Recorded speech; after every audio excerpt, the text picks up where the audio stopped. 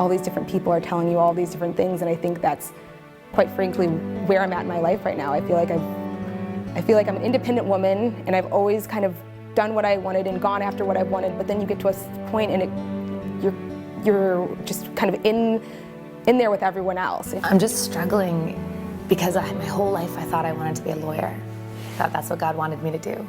So I worked hard, I was focused, I was determined. I graduated after all these years, and now I'm a lawyer, and I'm not happy. I don't feel like where I am right now will allow me to naturally evolve to the person I'm supposed to be. At a certain point in your life, you feel like, okay, I've got this all balanced. I don't want to change anything, because if I change anything, something's going to happen. And my kids are doing good, I'm bringing in a good salary, we're making the house payment, we're paying the bills, the cars are running. If I change one little thing, is it all going to fall apart? I have been a stay-at-home mom for 5 years. I love my kids to death, and they're at an age now where they can go back to school. And now I'm just kind of feeling like I want to work. I want to go back to work, but I want to be there for my kids, and I know that I can't do both. I'm a little lost. I'm so grateful to God for all of the blessings He's given me, and there are many. I'd like to have a job that when I come home at night, I know I accomplished something. I made a difference in this world. I just need something bigger than myself. You know, I'm my kid's mom, I'm my husband's wife, I'm everybody's something, but I don't have anything for me. And it's just really frustrating, and I feel really guilty.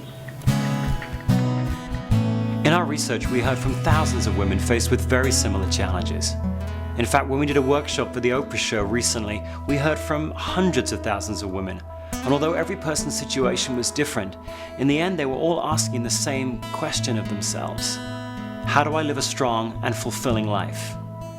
And these women weren't some confused minority. Most women are asking themselves that question today. In fact, recent research shows that although over the last 40 years women have gained for themselves greater rights and responsibilities and opportunities, influence, money, power, women today are actually less happy and less fulfilled than they were 40 years ago. I wrote this book to shine a spotlight on that paradox and help you know how to take control of your life and buck that trend. First, you'll take a test. It's called the Strong Life Test, and it measures you on 9 life roles. Now, you may play each one of these roles at some point in your life, but this test pinpoints your lead role, the role you were born to play, the role from which you derive the greatest strength and satisfaction in life. Next, you'll learn how to fully accept that role.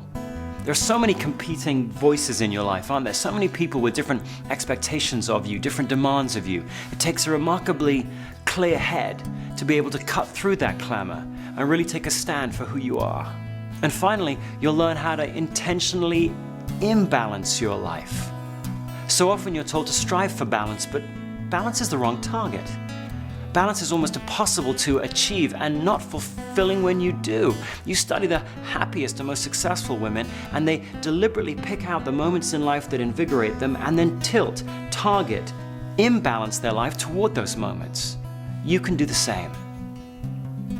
You know, the cliched image of a successful woman today is that she's some virtuoso juggler, somehow able to keep all the different parts of her life in the air at the same time. But that's quite a sad image when you think about it, isn't it? Because the core skill of juggling is throwing, not catching. And if you spend your entire life as a juggler, you'll never hold on to anything long enough to really feel it.